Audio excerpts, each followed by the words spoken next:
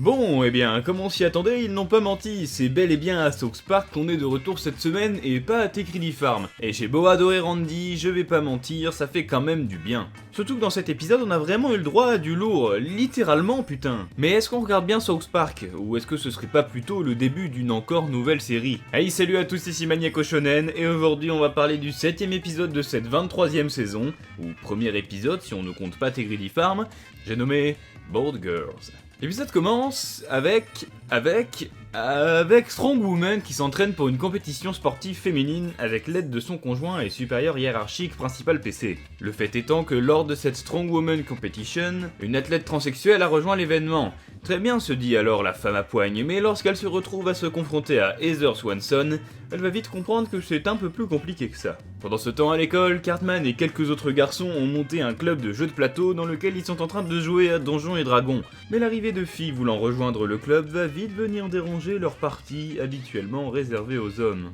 Alors qu'est-ce que j'ai pensé de cet épisode? Eh bien, j'avais quelques appréhensions quand j'ai su que l'épisode allait surtout tourner autour de Strong Woman et des PC Babies, mais il s'est finalement avéré être encore un des meilleurs épisodes de la série, très drôle et très divertissant.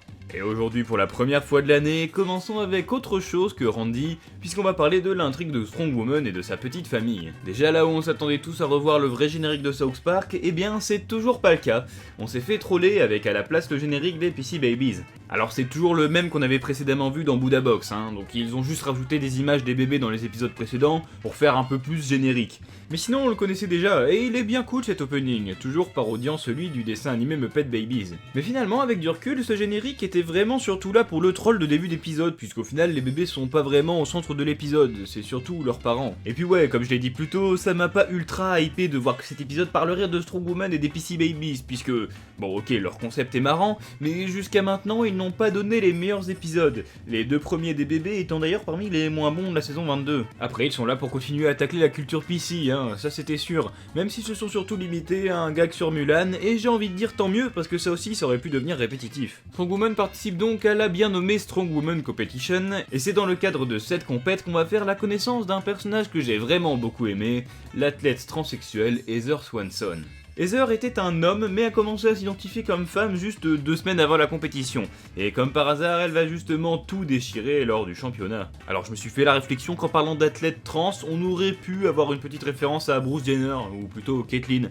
Mais c'est vrai que l'épisode était déjà assez dense comme ça, et de toute façon elle en a déjà pris pas mal plein la gueule. Donc on a ce postulat de base qu'une athlète trans se révèle par sa nature biologique plus forte que les autres, et comme c'est habituel dans South Park, et d'ailleurs je trouve que c'est ce que je préfère dans cet épisode, ça devient caricatural à l'extrême, pour notre plus grand plaisir. Parce que comme le journaliste vient le rappeler, on peut dire qu'Heather est plutôt hors du commun, puisque pour la représenter, les scénaristes ont dû se demander à travers les traits de quel sportif ils pourraient lui donner vie. Il faudrait trouver un des athlètes les plus ridiculement testostéronés, abusément viril, particulièrement over the top, et juste trop cool.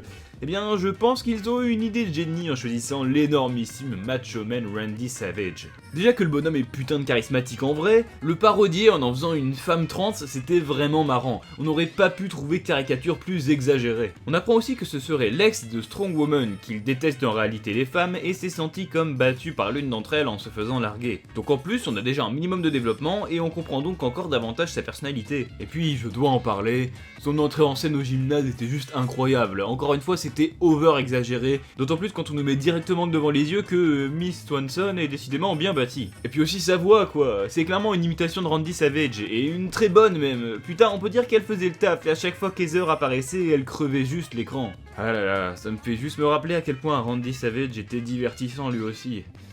Repose en paix Randy. Enfin non, pas ce Randy, putain. Toute cette situation amenant donc à une crise existentielle pour le principal PC qui voudrait d'un côté supporter les droits des trans, mais qui en même temps trouve que ce n'est objectivement pas juste pour Strong Woman et les autres femmes au niveau physique. C'est une question de justice, thème très important pour les PC. D'autant plus que dès qu'il essaye d'en parler, vu que le sujet est pas simple, il se retrouve tout de suite traité de transphobe, et même le principal a du mal à faire quelque chose. Le principal PC était très cool dans cet épisode, ils en ont pas fait une parodie de lui-même, et ça c'est bon à souligner. De plus, c'est assez discret, mais dans cet épisode on apprend le véritable nom du principal, qui est donc en fait Peter Charles.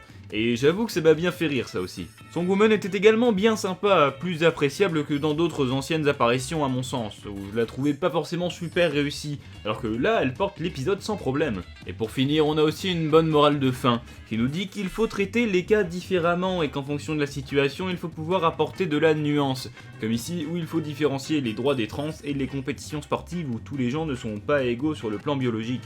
Et de plus, les bébés mûrissent, relativement, en tout cas ils comprennent la nuance. Donc est-ce que ce serait un message sur la culture PC qui petit à petit évolue dans le bon sens et deviendrait plus ouverte que ce qu'on pourrait croire? Puisque pendant tout l'épisode, Strong Woman et Principal PC sont persuadés que ça énerverait les bébés s'ils s'exprimaient sur le sujet, mais au final non, ils sont plus malins que ce que tout le monde pensait. Et dans cette intrigue, lors de la compétition, on a également droit à une musique bien sympa, et qui vient d'ailleurs nous rappeler que cette saison est très peu musicale pour l'instant, ou en tout cas avec de nouvelles chansons. Cette sympathique nouvelle musique s'appelait donc Strong Woman. Wow, ça c'est recherché. Et elle évolue vers la fin de l'épisode dans Board Girls, et bah justement, venons-en à cette intrigue secondaire. Alors l'intrigue sur les enfants était vraiment super cool aussi. Ça venait nous ramener une histoire sur les enfants qui jouent aux jeux de plateau avec en plus une certaine rivalité fille-garçon, ce qui fait toujours plaisir. Alors tout d'abord, il est clair que Parker et Stone ont une vraie passion pour les jeux de société. Je l'avais déjà entendu dans je sais plus quelle interview, j'arrive pas à retrouver, mais en tout cas ça semble évident vu le nombre de connaissances sur plein de jeux qui ont été nécessaires pour rendre crédible tout ce qu'on voit. Je soupçonne d'ailleurs Stan de représenter les créateurs lorsqu'on voit à quel point il est beaucoup trop calé. D'ailleurs ça me fait songer au fait que ce serait vraiment trop cool d'avoir un jour un jeu de société South Park, et je parle d'un nouveau jeu, hein, pas le Monopoly hors de prix là. Mais donc cette intrigue B était donc vraiment sympa sur pas mal d'aspects,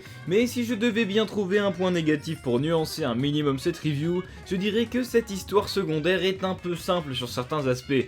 Les filles sont juste trop fortes au jeu, sur ce point on n'a aucune nuance contrairement au message de fin, donc ça fait un peu tâche. Là on nous dit pas que les filles aussi peuvent être fortes au jeu, non, on nous dit juste qu'elles le sont et il faut faire avec. Même si j'avoue que l'explication sur la différence fondamentale entre les garçons et les filles au niveau des jeux de rôle était finalement pas si fausse et assez marrante et bien trouvée. Après oui, j'ai bien répété que j'adorais quand tout était exagéré, mais là je trouve que ça aurait pu être un poil mieux développé.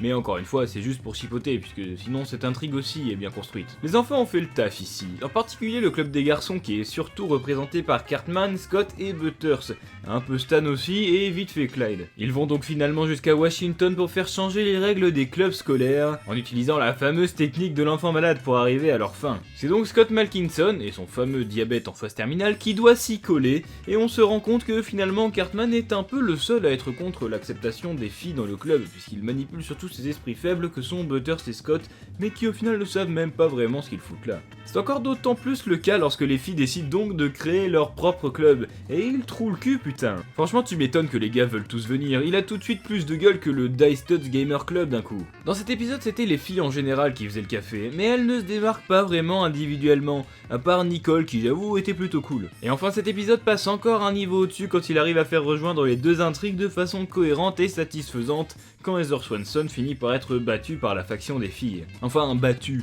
plutôt explosée.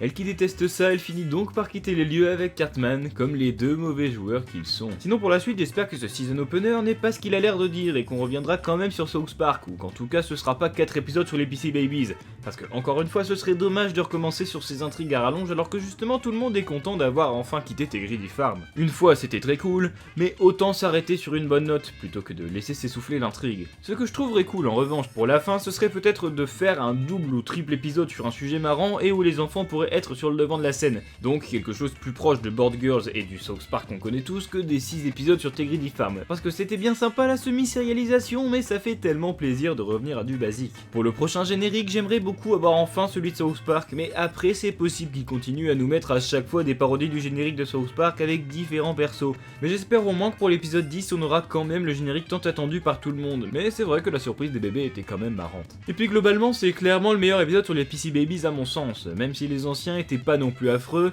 mais quand même bien en dessous de celui-là. En bref, cet épisode était vraiment super, drôle, divertissant, politique et surtout abusément exagéré, et c'est ça qui est aussi génial dans South Park. Il nous changeait des précédents puisqu'enfin on se rapproche plus d'un format similaire aux années précédentes, même si j'espère quand même que ce n'est pas le début d'une suite d'épisodes sur les PC Babies. En tout cas pour ce qui se passera dans la dernière fournée d'épisodes, je fais confiance au staff pour y réfléchir pendant leur semaine de pause, puisque oui je rappelle qu'il n'y aura pas d'épisode cette semaine, et on reviendra donc à la fin du mois pour les épisodes finaux, et ouais, plus que 3. Voilà, c'est la fin de cette vidéo, j'espère qu'elle vous a plu. N'hésitez pas à partager, commenter, liker, vous connaissez la chanson. Et sur ce, moi je vous dis à la semaine prochaine pour un épisode de Let's Play, et la semaine suivante pour la review de l'épisode 8. C'était Maniaco Shonen, bye tout le monde, salut.